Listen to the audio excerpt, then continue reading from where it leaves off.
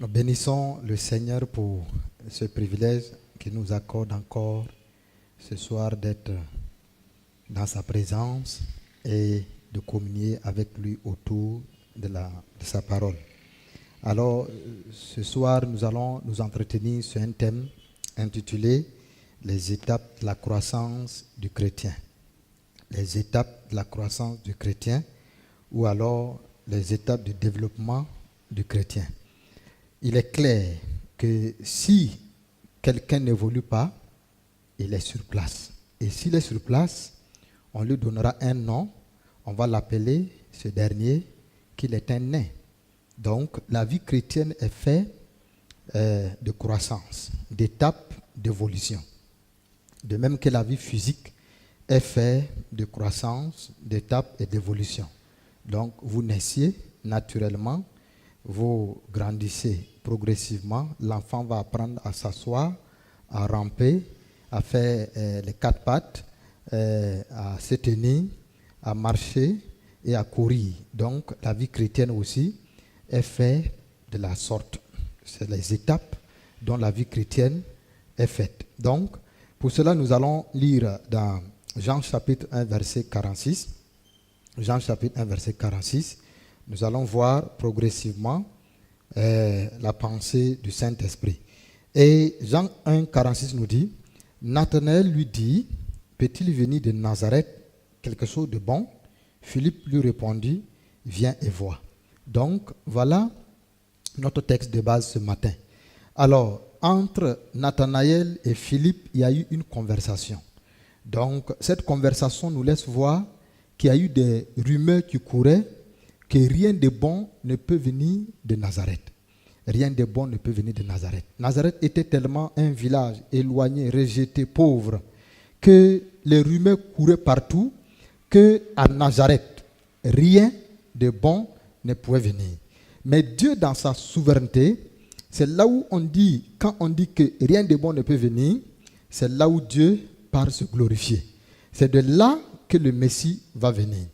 Alors, Nathanaël et Philippe sont en train de dialoguer. Et Philippe dit à Nathanaël, nous avons trouvé celui dont Moïse a parlé dans sa loi.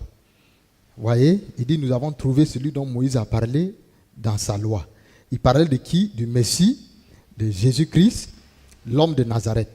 Alors, mais Nathanaël pose la question à Philippe, peut-il venir quelque chose de bon à Nazareth? Vous voyez, Philippe dit maintenant à Nathanaël, viens et vois. Donc, notre texte, dans ce texte-là, nous allons prendre le mot viens et vois. Donc, voici la première étape du développement du chrétien.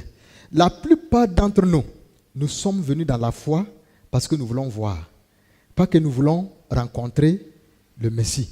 Pas que nous voulons rencontrer le roi des rois, le Seigneur des seigneurs, le sauveur du monde. Mais nous sommes venus parce que nous voulons voir. N'oubliez pas que beaucoup de gens couraient derrière Jésus, marchaient avec Jésus.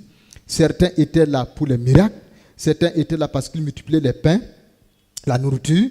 Ils prenaient soin d'eux. La majorité était là parce que Jésus comblait leurs besoins naturels. Alors, c'est pourquoi Nathanaël dit, est-ce que quelque chose de bon peut venir de Nazareth? Philippe dit donc, viens et vois. Donc, Nathanaël s'en va vers Jésus, pas pour rencontrer le divin maître, le roi des rois, le sauveur du monde, mais il s'en va voir qui est cet homme-là qu'on dit, il est Jésus de Nazareth, il est le sauveur du monde, qu'il vient de Nazareth, qu'il vient du ciel, qu'il est venu pour sauver les gens. Donc, Nathanaël n'est pas venu pour le salut. Donc, la plupart d'entre nous, nous sommes venus dans la foi parce que nous cherchons quelque chose. Nous voulons voir les miracles, nous voulons voir les signes, les prodiges, nous voulons voir nos situations changer, notre position sociale changer. Mais laissez-moi vous dire, cela n'est pas la vie chrétienne. La vie chrétienne est au-delà. Quand Nathanaël est introduit à Jésus maintenant, regardez ce qui va se passer. Il partait voir. Mais quand il est arrivé, il a vu plus que ce qu'on lui avait raconté. Nathanaël maintenant va entrer en conversation avec le maître. Vous voyez? Donc, quand vous venez pour voir, ne vous limitez pas à voir. Non, il n'y a rien dans viens et voir. Viens et voir, vous ne pouvez pas connaître le degré du cœur, du battement du cœur du Messie pour vous. Vous ne pouvez pas connaître le plan de Dieu pour vous. Vous ne pouvez pas être sauvé si vous êtes venu voir. Alors, plein de gens sont à l'église. Quand tu leur poses la question, pourquoi tu viens à l'église? Il ne sait pas pourquoi il vient à l'église. Il ne vient pas à l'église parce qu'il est sauvé. Il vient à l'église parce qu'il y a le spectacle à l'église. Il vient voir un homme qui parle bien. Il vient voir un homme qui fait les miracles. Alors, si Jésus revient demain, après-demain, laisse-moi te dire que tu ne seras pas enlevé. Regardez ce que Nathanaël va faire. Nathanaël est introduit maintenant. Quand nous lisons la suite du verset 48, Jésus vit Nathanaël venir vers lui. Donc, Nathanaël va franchir l'autre dimension maintenant. Il ne s'est pas limité à venir et voir. Il ne s'est pas limité à la curiosité. Il s'en va maintenant à une autre dimension. Il veut un contact corps à corps, un contact physique, un contact spirituel avec Jésus. Maintenant, Jésus vit Nathanaël venir vers lui et dit de lui, voici un vrai Israélite en qui il n'y a pas de fraude. Vous voyez? Dès que Jésus a vu Nathanaël venir, il dit, voilà l'homme en qui il n'y a pas de fraude. Nathanaël est étonné. Ah, Nathanaël pose la question. La suite dit que quoi? Nathanaël pose la question, d'où me connais-tu? Et Jésus répondit et lui dit, avant que Philippe tu t'appelais, quand tu étais sous le figuier, je te voyais. Ah, Nathanaël est étonné. Je venais voir, mais j'ai vu plus que ce qu'on m'a raconté. Je venais juste voir. Je ne venais pas pour être sauvé. Je venais goûter le salut. Je venais voir à quoi ressemble ce Messie-là. Mais ce Messie va commencer à dire des choses à Nathanaël. Le verset 50 maintenant. Nathanaël répondit et lui dit, Rabbi, tu es le Fils de Dieu, tu es le roi d'Israël. Vous voyez? Donc, Nathanaël venait voir et quand il est entré en contact avec Jésus, il a eu 3 clés. Premièrement, Rabbi. Deuxièmement, Fils de Dieu.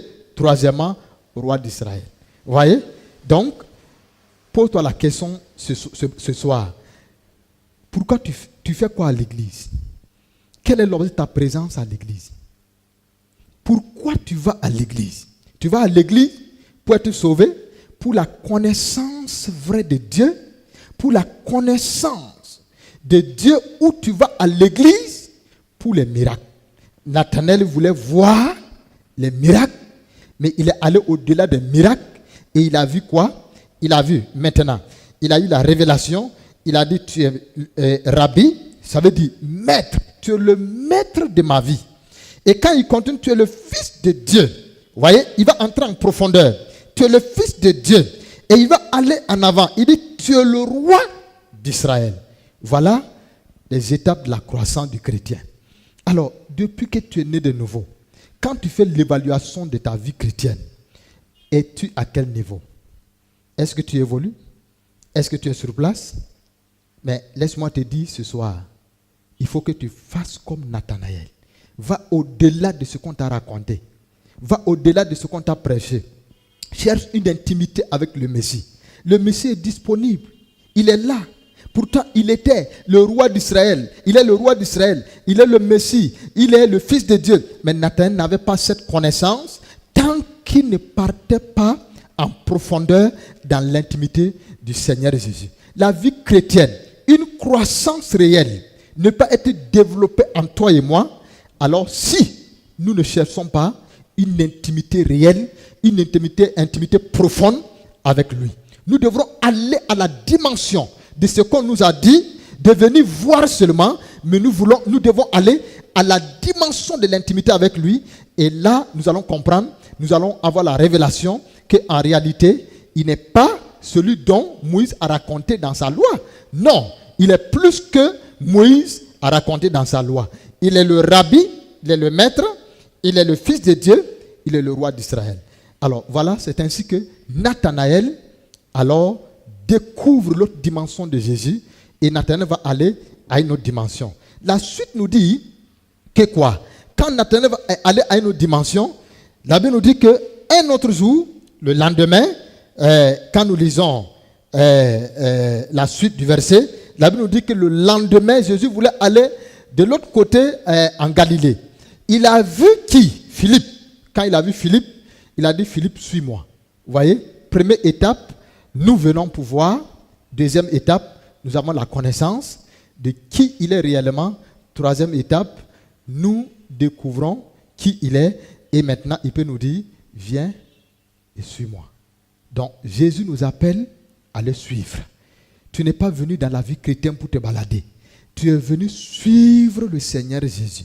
Et celui qui suit le Seigneur Jésus prétend être qui? Le disciple accompli. C'est le disciple qui suit le Seigneur Jésus. Jésus dit à Philippe, Philippe, suis-moi. Et Philippe a commencé à suivre Jésus. Philippe ne pouvait pas être un disciple accompli s'il n'apprend pas à pas, tous les jours, à suivre le Seigneur Jésus. Dieu nous a sauvés, il nous a libérés pour que nous puissions le suivre. Dans cette dimension de suivre-là, nous allons le connaître, nous allons marcher avec lui, nous allons le servir. Et c'est ainsi que, quand il va revenir, alors nous pouvons lui dire, voilà ce que nous avons pu faire pour lui sur la terre.